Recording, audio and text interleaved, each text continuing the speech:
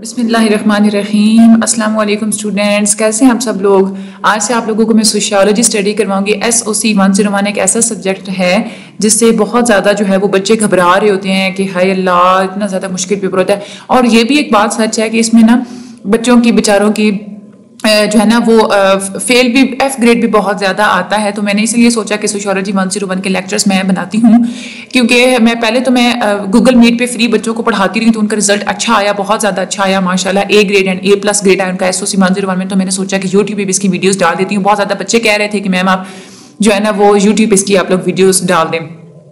तो बेसिकली होता है कि SOC 101 जो है ना सब्जेक्ट, ये आप लोगों का क्लियर का तब ही होता है जब आपका कंसेप्ट अच्छा होता है, ठीक है।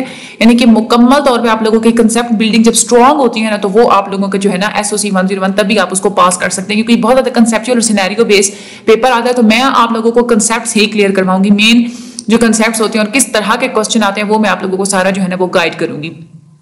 तो अगर आप लोग पूरी जो है ना, अच्छा एक बहुत ज़्यादा इंपॉर्टेंट बात मैं आप लोगों को बता देती हूँ कि आप लोग पहले तो अपनी स्टडी एक ना स्कीम बनाएं कि रोज़ के हिसाब से मैंने ये काम करना है। अगर आप लोग ट्यूशन ग्रुप ज्वाइन करना चाहते हैं ताकि आप लोगों की जो स्टडी है वो ठीक तरीके से मतलब रूटीन की बेस पे आप लोग कर सके, वो रूटीन में जो है ना ग्रुप में जो है ना आप लोगों को डेली की रूटीन बताई जाती है, डेली का काम बताया जाता है कि आज आप लोगों ने ये काम करना है, आज आप लोगों ने ये काम करना है। जब सिलेबस कंप्लीट हो जाता है वहां पे आप लोगों को फिर रिवीजन भी करवाई जाती है। रोजाना सिर्फ आप लोगों को 2 घंटे की ना मतलब आपको बता दी जाती है, एक रूटीन बता दी जाती है कि रात को सोने से पहले तक आप लोगों ने 2 घंटे के अंदर ये वाला काम आप लोगों ने कंप्लीट करना है, ठीक है। तो आप लोग वो ग्रुप भी ज्वाइन कर सकते हैं, बिल्कुल फ्री है, कोई कॉस्ट नहीं है, कोई कुछ नहीं है, कोई फीस नहीं है। आप लोग उसको ज्वाइन कर सकते हैं, डिस्क्रिप्शन में उसका लिंक दिया गया है। तो अगर आप लोग ज्वाइन करना चाहते हैं तो आप लोग वो भी ज्वाइन कर सकते हैं। और दूसरी बात ये कि आप लोगों को जो है ना इस वीडियो के एंड पे मैं अपनी एक वीडियो का मैं लिंक भी लगा दूंगी, एक कार्ड लगा होगा full guidance for video students के नाम से। तो वो वीडियो आप लोग जरूर सुनिएगा, क्योंकि अभी आप लोग का नया सेमेस्टर स्टार्ट हो रहा है, लेसन नंबर 1 ही है। तो आप लोगों ने वो वीडियो आप लोगों को बहुत हेल्प आउट करेगी कि आप लोगों ने कैसे कैसे स्टडीज करनी है, कैसे आप लोगों ने सब चीजों को लेके चलना है, कैसे आप लोगों ने अपनी सारी रूटीन को मेंटेन रखना है, ठीक है। अब हम लोग आते हैं अपने लेसन की तरफ। तो सबसे पहला जो हमारा चैप्टर है वो तो है हमारा इंट्रोडक्शन है सोशियोलॉजी के बारे में। सोशियोलॉजी क्या है, उसकी हिस्ट्री के बारे में है। तो बेसिकली सोशियोलॉजी होती क्या है, साइंटिफिकली आप लोग साइंटिफिक बेसिस पे जब सोसाइटी को स्टडी करते हैं, इंसान के बिहेवियर्स को आप लोग स्टडी करते हैं, तो उसको हम लोग सोशियोलॉजी कहते हैं। सोशियोलॉजी को आप यूज करते हैं कि हमारी सोसाइटी में लोग आपस में जो इंटरेक्शंस कर रहे होते हैं, उन इंटरेक्शंस के पैटर्न्स, वो उन पैटर्न्स में जितने डायनामिक्स यानी कि जो चेंजेस आ रही होती हैं वो क्यों और कैसे होती हैं, ठीक है। आप लोग उन चेंजेस को और उन पैटर्न्स को आप लोग अंडरस्टैंड करने के लिए सोशियोलॉजी को आप लोग स्टडी करते हैं। सोशियोलॉजी जब आप लोग पढ़ते हैं तो इसके थ्रू आप लोगों को पता चल जाता है कि सोसाइटी में कौन कौन से स्ट्रक्चर्स कैसे काम करते हैं, और मुख्तलिफ जो इंस्टीट्यूशंस होते हैं वो कैसे हमारी आइडेंटिटीज को और हमारी जिंदगी को शेप आउट करते हैं। इंस्टीट्यूशंस जो है ना वो हमारी सोसाइटी में 5 इंस्टीट्यूशंस होते हैं। एजुकेशन सिस्टम, रिलीजियस इंस्टीट्यूशंस होते हैं, पॉलिटिकल जो है वो भी हमारा एक जो यूनिवर्सल इंस्टीट्यूशंस में आता है, इकोनॉमिक्स आपकी आ जाती है, ठीक है। उसके अलावा आप लोगों का जो मीडिया होता है वो भी आप लोगों की जिंदगी को शेप आउट कर रहा होता है। और आप लोगों की सोसाइटी का स्ट्रक्चर जो होता है, यानी कि क्या क्या रस्म रवाज हैं, क्या क्या चीजें हैं, ये किस तरह से आप लोगों की जिंदगी पे असरअंदाज होती है, ये आप लोग सोशियोलॉजी के थ्रू ही इसको अंडरस्टैंड करते हैं। सोशियोलॉजी आप लोगों को हेल्प आउट करता है कि आप लोग अपने इर्द गिर्द की दुनिया के बारे में आप लोगों के ज़हन में जो क्वेश्चन उभरते हैं और जो मुख्तलिफ किस्म के मफरूजे आप लोग घर लेते हैं, उनको आप लोग चैलेंज करके उसके बारे में आप लोग सही तसल्ली से स्टडी करना, ये सब कुछ आप लोग सोशियोलॉजी में करते हैं। सोशियोलॉजी आप लोगों को एक ऐसा टूल देता है जिसके थ्रू आप लोग अपनी सोसाइटी में जितने भी प्रोसेसेस हो रहे होते हैं उनको आप लोग एनालाइज कर सकते हैं, जांच पड़ताल कर सकते हैं, उसको आप लोग समझ भी सकते हैं। सोशियोलॉजी को आप लोग बहुत सारे सोशल इश्यूज को समझने में भी यूज करते हैं, और सोसाइटी में अगर कहीं चेंज की जरूरत होती है तो आप लोगों ने अगर चेंज लेके आना होता है तो उसके लिए भी आप लोग सोशियोलॉजी को ही यूज करते हैं। ये बहुत ब्रॉड, बहुत वसी फील्ड है और डाइवर्स फील्ड है, यानी कि आप लोग इसमें सेम चीजें नहीं मतलब मुख्तलिफ चीजें आप लोग इसमें पढ़ते हैं, बहुत सारे टॉपिक्स आप इसमें जो है ना वो कवर करते हैं। सोशियोलॉजी जो होती है आप लोगों की रोजमर्रा की जिंदगियों के साथ रिलेट करती है, और हम जिस दुनिया में रह रहे होते हैं उस दुनिया के साथ रिलेट करती है। इसलिए मैं कहती हूँ सोशियोलॉजी बहुत ज्यादा एक इंटरेस्टिंग सब्जेक्ट है। I have gain 97% marks in the sociology, और क्योंकि बहुत जो है ना मतलब आपको जस्ट एक ना समझने की जरूरत होती है, जब आप लोगों का कंसेप्ट बिल्ड हो जाता है ना तो आप लोग भी 100% मार्क्स भी ले सकते हैं, ठीक है। आगे आप लोग ये देखें कि मॉड्यूल नंबर 2 में बताया हुआ है वो कुछ ओरिजिन्स के बारे में बात कर रहे हैं कि सोशियोलॉजी की ओरिजिन्स जो है ना वो क्या क्या थे। यानी कि पहले साइंटिफिकली सोचा जाता, पहले जो है ना वो ट्रेडिशनल बेस पर सोशियोलॉजी को उन्होंने स्टडी किया था, यानी कि रवायती तरीका था। फिर उसके बाद साइंटिफिक थिंकिंग यानी कि साइंस को डाल के उसके हिसाब से जो है सोशियोलॉजी को स्टडी किया गया था। तो जो साइंटिफिकली जो एक रेवोल्यूशन आई थी वो 17th सेंचुरी में आई थी, और फिर आपको ना एक नया तरीका आ गया था, नई अप्रोच आप लोगों के पास आई थी दुनिया को अंडरस्टैंड करने की। वो जो साइंटिफिक मेथड्स जो थे वो इस बात पे जोर देते थे कि आप लोगों के इर्द गिर्द इंपीरिकल एविडेंस का मतलब होता है कि ऐसे शवाहिद जिनको आप लोग अपनी 5 सेंसेस के थ्रू ऑब्जर्व कर सकते हैं। आप लोग उसको टच करके सोसाइटी में जिन चीज़ों को ऑब्जर्व कर सकते हैं, देख के, सुन के, स्मेल करके, जो आप लोग जो 5 सेंसेस होती है ना, 5 सेंसेस मेन होती हैं, उनको यूज करके आप लोग जो शवाहिद इकट्ठे करते हैं अपने इर्द गिर्द से, वो जो है ना वो एक तो आप लोग साइंटिफिक मेथड में यूज करते हैं। दूसरा आप लोग सिस्टमैटिक ऑब्जर्वेशन, यानी कि आप लोग जो है ना सिस्टमैटिकली आप लोगों की जिंदगी रोजमर्रा जो है ना कुछ ना कोई काम, कोई प्रोसेस आप लोग कर रहे होते हैं। तो आप लोग अपने इर्द गिर्द मुख्तलिफ सिस्टम्स को होते हुए, मुख्तलिफ चीजों को होते हुए देखते हैं, तो आप लोग उसको भी ऑब्जर्व करते हैं। तो ये आप लोगों का साइंटिफिक मेथड होता है कि इंपीरिकल एविडेंस भी उसमें होती है और सिस्टमैटिक ऑब्जर्वेशन होती है। तो ये आप लोगों के एमसीक्यूज में आता है। इंशाल्लाह मैं आप लोगों को हर टॉपिक में से बताती जाऊंगी कि कहाँ पे जो है ना आप लोगों के एमसीक्यूज आते हैं, कहाँ से शॉर्ट क्वेश्चन आते हैं, कहाँ से लॉन्ग क्वेश्चन आते हैं। साइंटिफिक रेवोल्यूशन 17th सेंचुरी में स्टार्ट हुई थी, ये भी आप लोगों के एमसीक्यूज में आता है, इसको भी आप लोगों ने हाईलाइट कर लेना है। अच्छा, ये जो एक अप्रोच थी जो है ना मतलब साइंटिफिक अप्रोच उन्होंने क्यों की थी? उन्होंने जो रवायती जो हमारे एक अकीदे बन जाते हैं, जो रवायती जो अथॉरिटीज होती हैं, यानी कि जो लोग हम पे कब्जा करके बैठे हुए होते हैं, उसको चैलेंज करने के लिए साइंटिफिक बेसिस का जो है ना वो स्टार्ट लिया गया था। इससे एक नई फील्ड का जो है ना वो डेवलपमेंट हुई थी स्टडी में, मुख्तलिफ किस्म की फील्ड यानी कि सोशियोलॉजी हो गई, और इसके अलावा भी ना साइंटिफिक बेसिस पे बहुत सारी फील्ड जो है वो डेवलप हुई थी। सोशियोलॉजी असल में क्यों इमर्ज हुई थी? सोसाइटी में बहुत सारे ऐसे चेंजेस हो रहे होते हैं, तो कभी कभार तो हमें उन चेंजेस को ना एक्सेप्ट करना पड़ता है, कभी रिजेक्ट करना पड़ता है। तो वो जो हमारा एक्सेप्ट और रिजेक्ट करने वाला जो रिस्पॉन्स होता है ना, उसको उस रिस्पॉन्स को समझने के लिए ही आप लोग सोशियोलॉजी जो है ना आप लोगों की ये बनाई गई थी। और आप लोग मॉडर्न जिंदगी की तरफ जैसे जैसे हमारी जो है वो एरा मूव कर रहा है, तो उसके क्या क्या चैलेंजेस होते हैं उसको भी मीट करने के लिए सोशियोलॉजी बनाई गई थी। इसमें क्या होता है कि आप लोग साइंटिफिक मेथड को अप्लाई करते हैं। आप लोगों की सोसाइटी में जितने भी फिनोमिनास हो रहे होते हैं, जितने भी आप लोगों की सोसाइटी में जो प्रोसेसेस हो रहे होते हैं, उसको स्टडी करने के लिए आप लोग साइंटिफिक मेथड ही अप्लाई करते हैं। सोशियोलॉजी का मेन एम ये था कि हम लोगों ने एक रैशनल अंडरस्टैंडिंग सोसाइटी की ना एक सिस्टमैटिक और रैशनल अंडरस्टैंडिंग को हमने जो है ना वो स्टडी करना है। रैशनल अंडरस्टैंडिंग क्या होती है? यानी कि आप लोग सोसाइटी को फायदे नुकसान की बेस पे जो समझते हैं ना, वो आप लोगों की रैशनल अंडरस्टैंडिंग होती है। सिस्टमैटिक अंडरस्टैंडिंग क्या होती है? यानी कि आप लोग उसमें फायदा नुकसान नहीं देखते, जैसे चीजें हो रही होती है वैसे ही आप लोग उसको एक्सेप्ट कर लेते हैं। तो ये जो होता है ना, आप लोग सोसाइटी को रैशनली अंडरस्टैंड करने की कोशिश करते हैं कि सोसाइटी मुझे क्या फायदा नुकसान देगी, या वैसे ही आप लोग सिस्टम्स उसके स्टडी करना चाह रहे होते हैं, या आप लोग ह्यूमन बिहेवियर को स्टडी करना चाह रहे होते हैं। तो ये तीनों काम आपकी सोशियोलॉजी करती है, ठीक है। सोशियोलॉजी उसके बाद जो हमारे जो सोचने के जो रवायती अंदाज थे, यानी कि हम लोग पुराने जमाने से एक ही तरह से हमारी जो सोच थी, सोचने के अंदाज पुराने थे, उसको भी सोशियोलॉजी ने चैलेंज किया है कि इसको अब चेंज हो जाना चाहिए, और आप लोगों को सोशल वर्ल्ड के बारे में एक नया जो है ना एक नजरिया आपको फराहम किया है सोशियोलॉजी ने। तो ये हमारे था कि साइंटिफिक थिंकिंग में और ट्रेडिशन में हमारा जो है ना किस तरीके से जो है वो फर्क रहे हैं। उसके बाद हम लोग आगे मॉड्यूल नंबर 3 स्टडी करते हैं।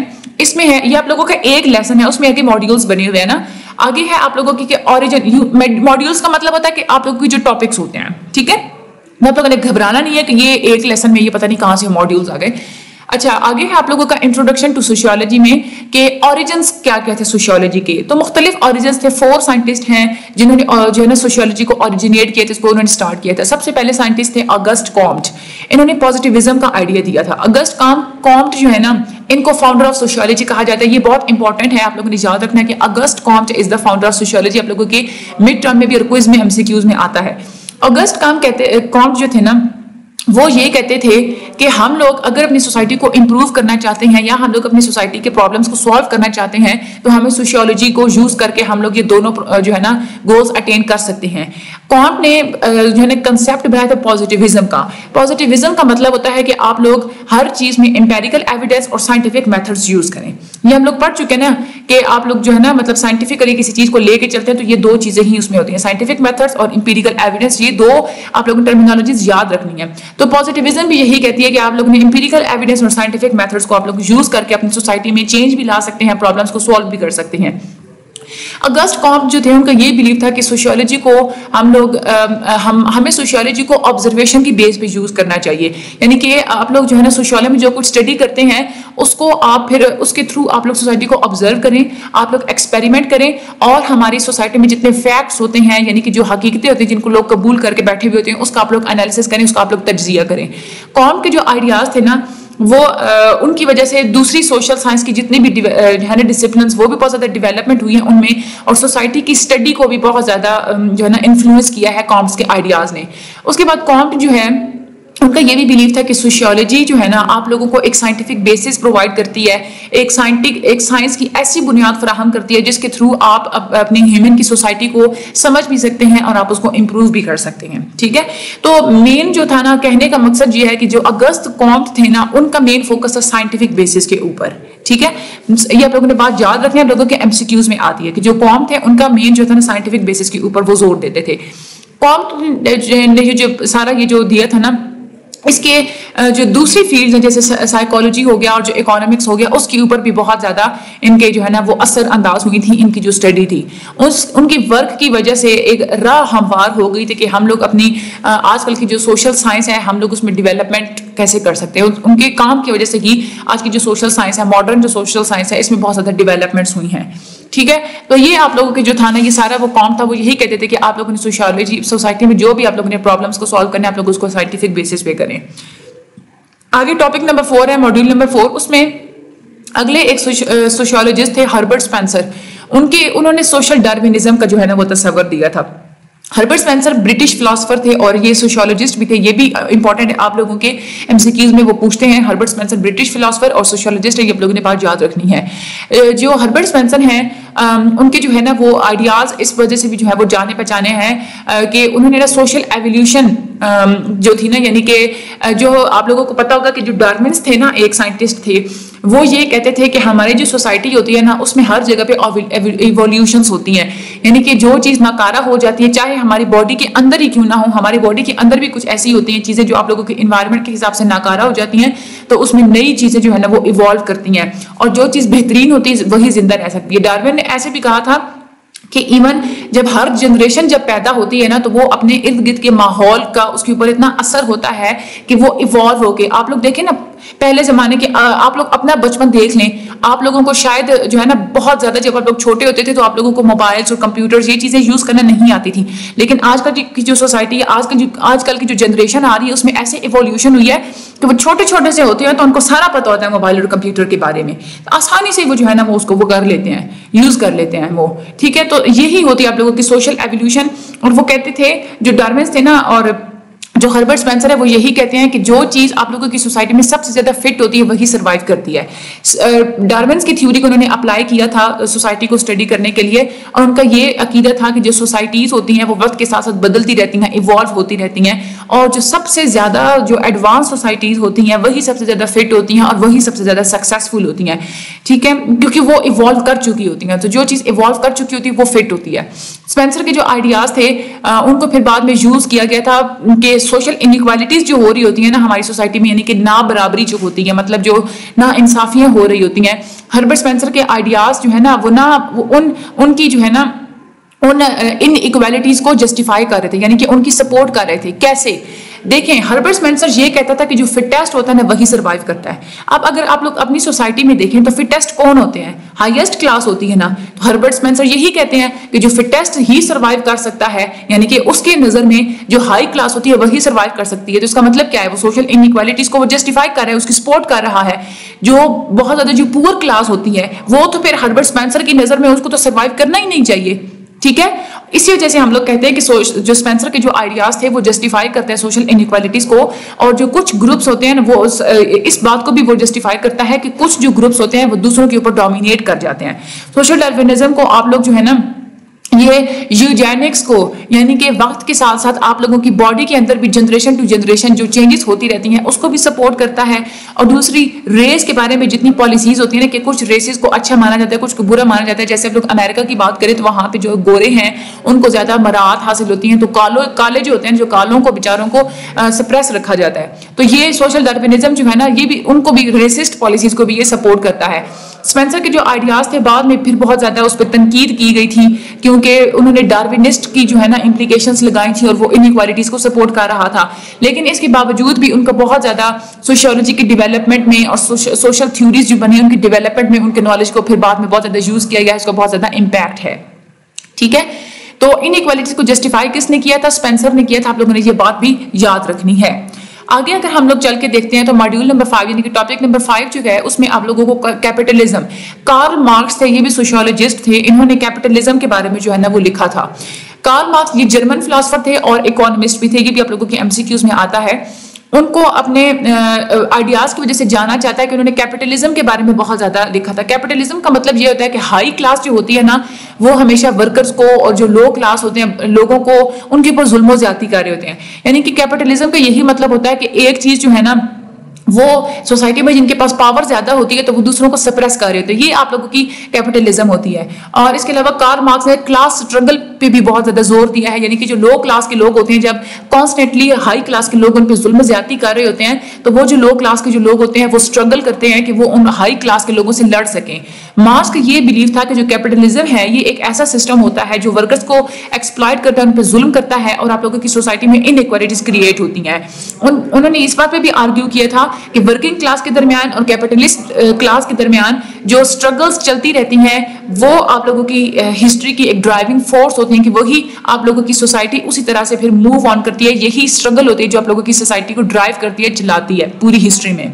ठीक है, तो ये कैपिटलिज्म के बारे में इन्होंने लिखा था, आप लोग ये पॉइंट्स याद रखने हैं।